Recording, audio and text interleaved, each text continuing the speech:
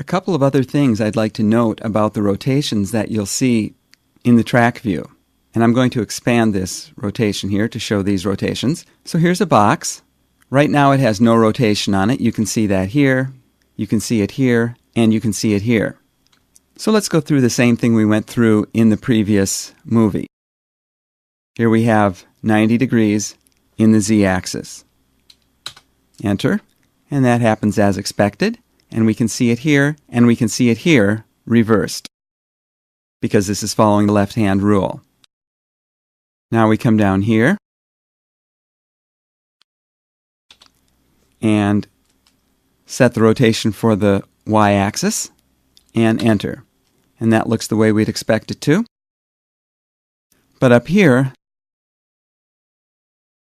things get very interesting, because here, in the transform matrix, it has to record the results of all the transforms that have happened to this object. So this says if you have to choose just one axis of rotation and one angle of rotation, how do you express the fact that it's rotated 90 in z and 90 in x? And you notice that this says x here, not y.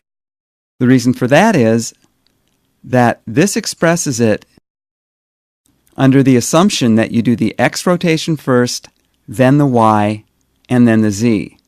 In reality, we did the z first. Well, when we rotated in z, we moved the x and y axis 90 degrees in world space. So when we rotated around the y-axis in world space, it accomplished the same thing as if we had first rotated 90 in the x-axis and then 90 in the z-axis. So why don't we just try that? Here we have the yellow here and the green here. So let's go and undo our Max script. So this is how we started out.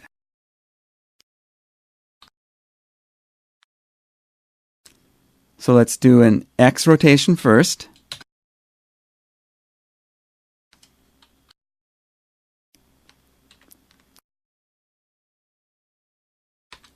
And then a z rotation. And we end up with the yellow here and the green here. And everything here looks exactly the same. So that's another thing to remember, that these rotations reflect an assumption about the order that the rotations were made in.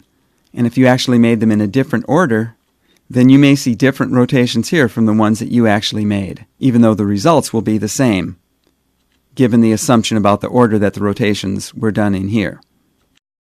And you'll notice down here, by the way, that we have minus 90, minus 180, and minus 90, which is exactly 180 off from each one of these. And it turns out that this is actually just another way of expressing this.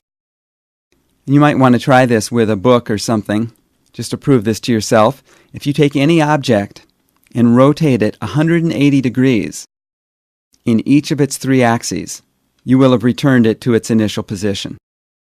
So that's why rotations that are 180 off from one another in all three axes amount to the same final rotation.